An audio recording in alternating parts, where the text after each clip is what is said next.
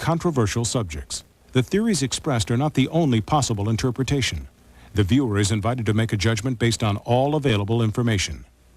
Tonight on Sightings, a psychic shocks police with visions that lead them to the body of a slain child. After 5 minutes with her, she had 100% of my attention. Now, can she find the murderer? Then, startling videotape evidence may prove a monster lurks in Lake Champlain. We took the camcorder out, and then Champ, or several Champs, were back again.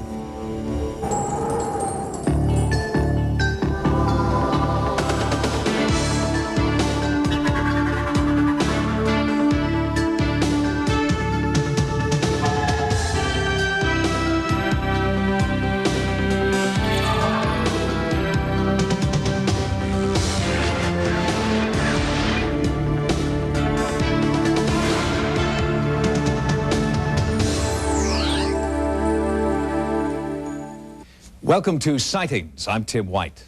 Many psychic detectives claim a high success rate in solving crimes.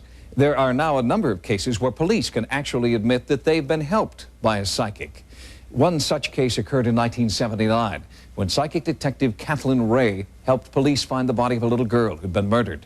Well, Sightings has asked Kathleen Ray to return to the scene of the crime to see if she can now identify the murderer.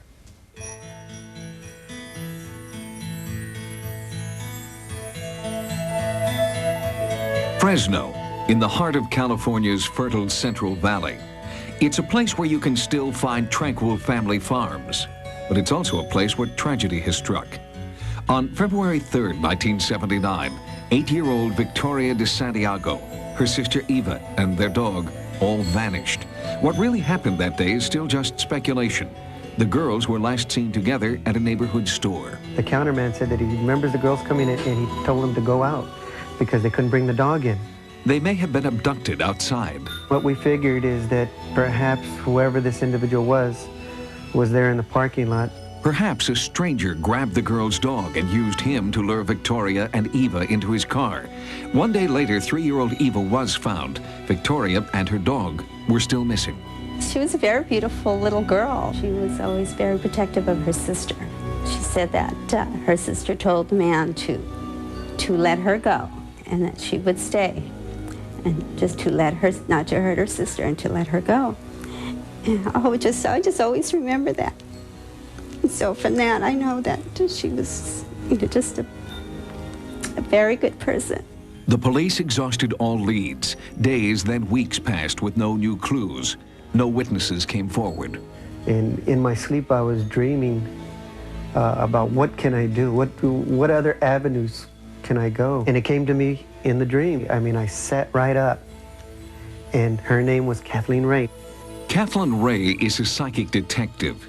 She uses the powers of her mind to help law enforcement solve crimes. She claims she can see missing children, bodies, criminals, and for the past 20 years, she's been remarkably accurate. Kathleen Ray has gained a reputation for accuracy, even among skeptics. Intuition is something that everybody has, and the intuitive sense is a sense of feeling. But these feelings are something I've educated, like you've educated your other senses, to where I can use them more fully. Despite skepticism from the police, the De Santiago family asked that Kathleen help find Victoria. When there's only a light shining out of total darkness, you're going to walk towards that light. Whether it's the wrong way, the right way, it doesn't matter. It's a direction. I was told that a psychic was being brought in and I was going to fly to San Jose to meet this psychic. And I thought, I'm going to fly up there and I'm going to meet this lady wearing gypsy clothes. She's going to take me into this house. We're going to burn some incense. We're going to rattle some bones. She's going to throw some dust around in the air and tell me something that's totally irrelevant to the case. I am not doing what you see in these great, what I call horror movies. I don't suddenly grab my head and fall down and say, oh, they hit me in the head, or, oh, this poor person's been stabbed. I don't do that. I'm more like an objective bystander. The psychic part of this was just way off. It didn't make sense to me. How somebody 180 miles from here is going to tell me how to find a body in my town. It's really taking feelings up and bringing a whole picture and holding that picture long enough. Just like going to a movie or turning the TV on and seeing a picture in front of your face. I didn't believe it. But after 5 minutes with her, she told me enough stuff that she had 100% of my attention. I was believing in her. It was the beginning of an unlikely partnership. The sergeant, the psychic, and the family. All I could think of asking her was, you know, did she have to go through a lot of pain? We felt that Victoria at this point was still barely alive, just barely. The family hoped that they weren't too late, that Victoria was still alive and Kathleen could lead them to her. She told me the road she was on was not a well-traveled road. I saw this plowed field. I knew the field had just been plowed. Kay said she's laying parallel to the road. I feel she's laying parallel to the road with her face towards the road. I'll see the bushes, the trees, the poultry farm. Kay said that when I found the body, there would be chickens. She said, I get chickens around the body. Chickens, chickens, chickens. There has to be a farmer whose name starts with an S. There has to be a street that starts with an L. There has to be a windmill. After my interview with Kay, as I was walking out the door, and I'll never forget this, she stopped me, she grabbed my arm, and she said, Tim, find the dog and you'll find Victoria. Back in Fresno, pursuing conventional leads, Sergeant McFadden's partner, Detective Popejoy, found the dog. Detective Popejoy was at the house where the dog was found. He verified it was the dog. So I asked Detective Popejoy, I said, well, are there chickens out there? So I asked the farmer there, I said, is there a poultry ranch here? He said, yes, just south of here, about a quarter of a mile, there's a abandoned poultry ranch. Detective Popejoy, he got the call on the dog, and he came out here and talked to the farmer that found the dog, and he found it down here a little ways and brought it back to this house. And when I was talking to him on the phone, he said there wasn't a windmill. It was a situation that I'll never forget as long as I live, was him on the phone to me, and we are talking about this windmill, and I'm telling him there's no windmill here, and the landowner standing behind me said, oh yeah, you just walk by one, it's in the front yard. As I'm telling him things that should be there, and he's confirming these back to me that Kay said would be there, I'm getting higher and higher. I'm like, wow, this gal does know what she's talking about. We immediately called for officers to respond, and it was from him telling me what she saw 145 miles away. The police dispatched a search team that had been briefed on Kathleen's psychic visions. The L, they were on Leonard Street. The S, it was on the mailbox, the first letter of the farmer's last name. And by the side of the road, they found Victoria. Her naked body was in an irrigation ditch under the largest tree in the area, all as Kathleen had described. Victoria had been sexually assaulted, then left to die. She had been killed like an animal, and she was still alive, in a coma, suffering right there in the little trench. And Kathleen Ray found that, as she described it, to the T. After the body was discovered, Kathleen returned to her home in San Jose, and the police continued to search for Victoria's killer. But 13 years later, the murderer is still at large. Sightings has brought Kathleen Ray back to Fresno, back to the place where Victoria's body was found, to get new psychic impressions. When I go to the man that did this, he has stubby hands, and their hands are a labor. I don't feel like he's here anymore. I want to go further south to a town start with an S, and that he's working down there now. This man is not very tall. I would say, oh, maybe 5'9". I feel this man has killed another child since then. There is a wife or a girlfriend he goes back to at times, and I feel like it's probably a wife, and he's not with her all the time. And she's frightened of him. I know she knows he's violent. He could be a very violent person. And had we had a drawing of him like I can do now with the police artist, she'd have recognized him on television. If you believe Kathleen Ray, this is a charcoal drawing of Victoria de Santiago's murderer. He killed Victoria, and Kathleen believes another child since then, and he's still out there. I believe it could be solved. Somebody out there, somebody somewhere has got to know more about this, but they've never come forward. Although Kathleen's work in this case proved to be extremely accurate, cases like this are the exception, not the rule. And the use of psychics in police investigations is still not accepted by many departments around the country. Kathleen Ray's case was one of those cases, and the hits were so specific, and the data checked out all the way down the line, from the reporters to the psychics themselves, to the families of the victims, to the police. It was rather unnerving. But for the De Santiago family, a psychic detective made a difference. The discovery of their daughter 13 years ago has brought the family a small measure of peace. Thank you, God. Thank you for finding Toria's body. Thank you for giving me Kathleen Ray. And now, they hope her vision of the killer will bring the case to a close. My only release of mental anguish is to say something positive, warn people. Look, they're not just going to steal your car, they're going to steal your child. Is this the face of a murderer? Kathleen Ray sees him in her mind's eye when she thinks of Victoria. If you have additional information about this crime, please contact the Fresno Police Department. Despite the good work of psychic detectives like Kathleen Ray, there are unscrupulous people posing as psychics who prey on unsuspecting families. How do you protect yourself? Well, experts suggest that you follow all recommendations of the police. And if you do contact psychics, thoroughly check out their references. Make sure they don't have criminal records. And never give them money up front. Coming up, does an underwater creature terrorize the citizens of upstate New York? I started screaming in fear. Startling videotape may prove a monster lurks in Lake Champlain. Recently, sightings half a world apart have renewed interest in the possibility that lake monsters are real. At Loch Ness in Scotland, Operation Deep Scan tracked a large creature through the water for more than 2 miles. At Lake Champlain in New York State, a sightings crew has been monitoring strange lake activity reported by dozens of credible eyewitnesses. It's hard to imagine, but the natural serenity of Lake Champlain is being disturbed by a monster reportedly lurking just below the surface of the lake. Sightings of a long serpent-like creature have been reported for nearly 300 years. A pioneer's powder horn, dated September 29, 1700, bears the earliest recorded image of the Lake Champlain monster. Sightings have continued to the present day, but aren't often discussed in public.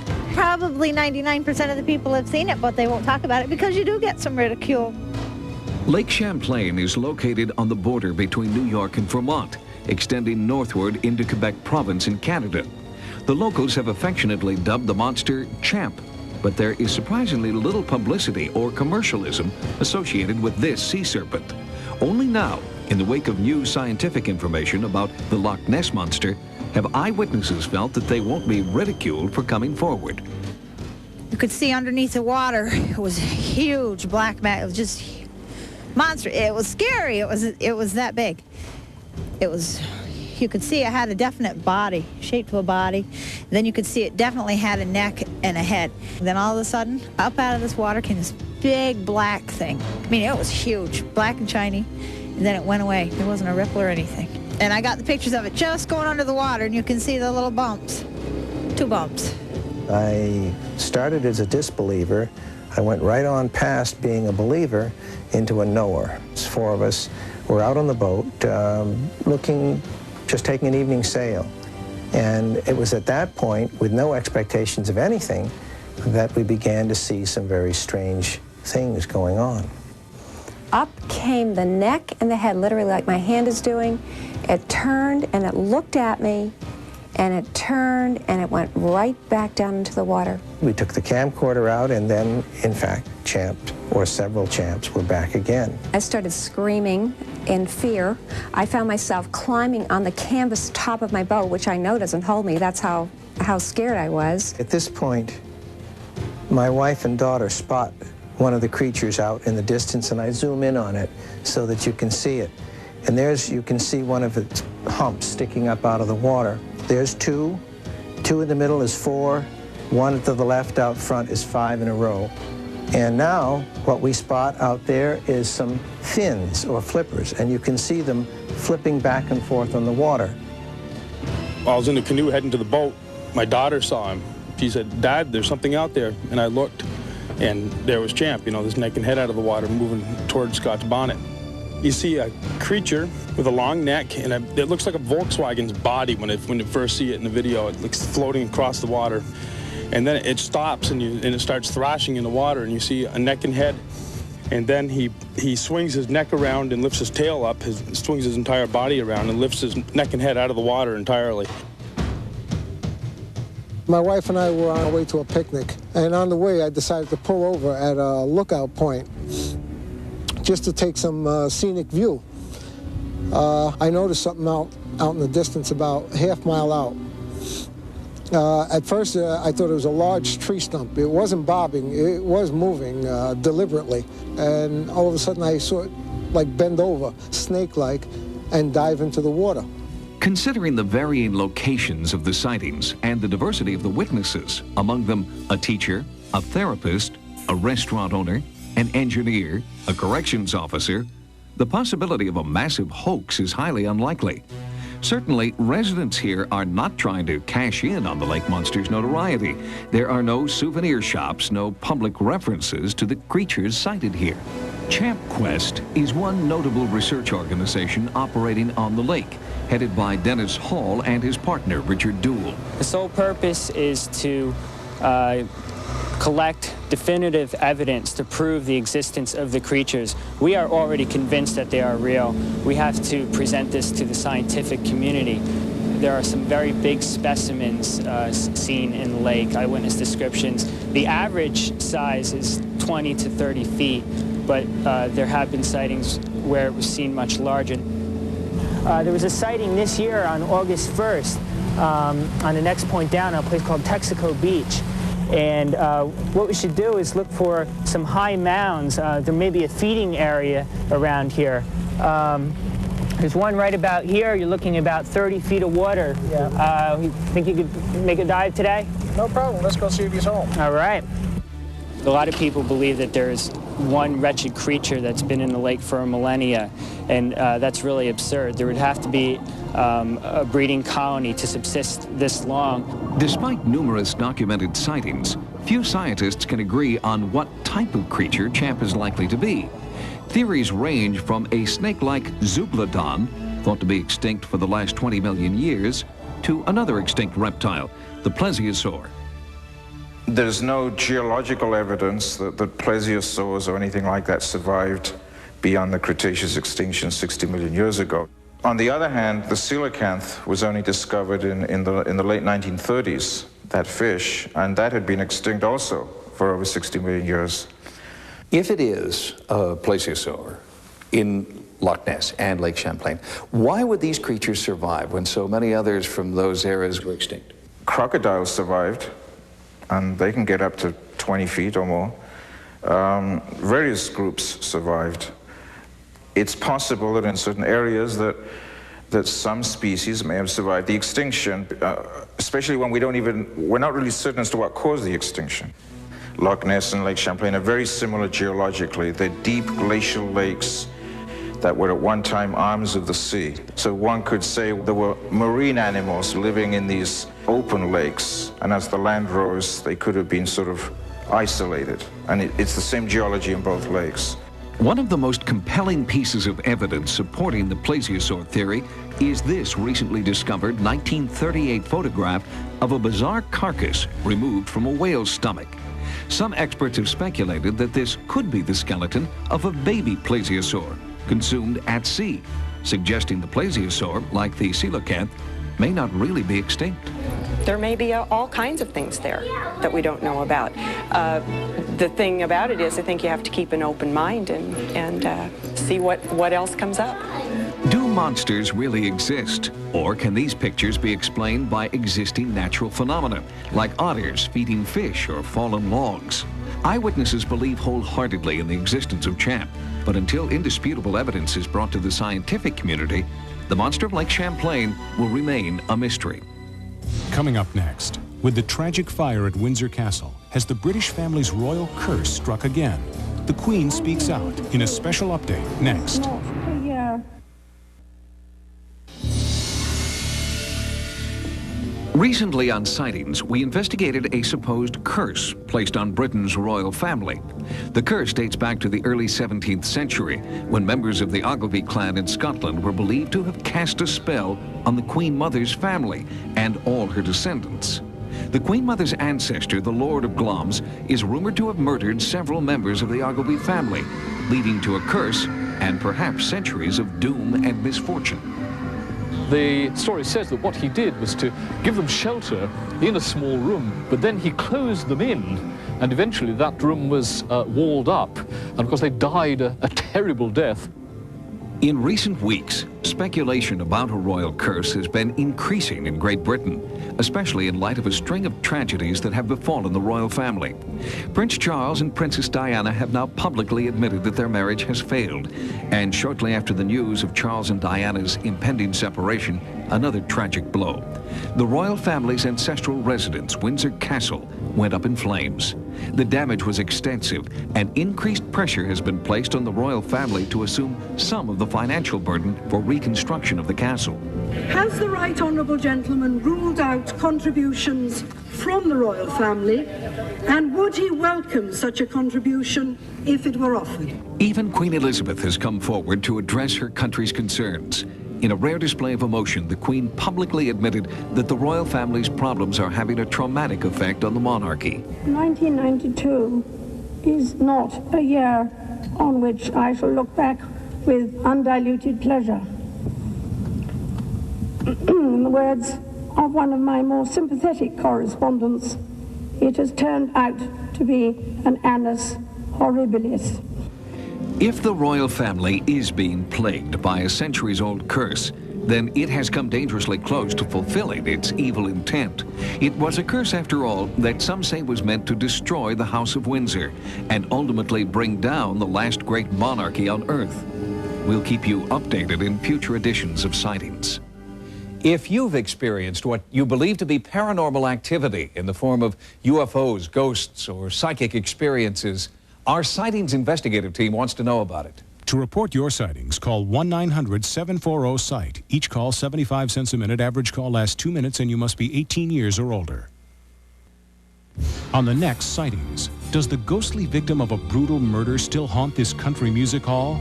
Our Sightings investigators stalk the ghost of Hell's Gate. Then, whether you believe in guardian angels or not, don't miss the next Sightings. Join us next time for new investigations into the unexplained. For Sightings, I'm Tim White. This Wednesday, it's the only music awards program where you pick the winners. Michael Jackson, U2, Eddie Murphy, and more are scheduled to appear in the 1992 Billboard Music Awards live. This Wednesday at 8, 7 Central on Fox. Now stay tuned for Likely Suspects.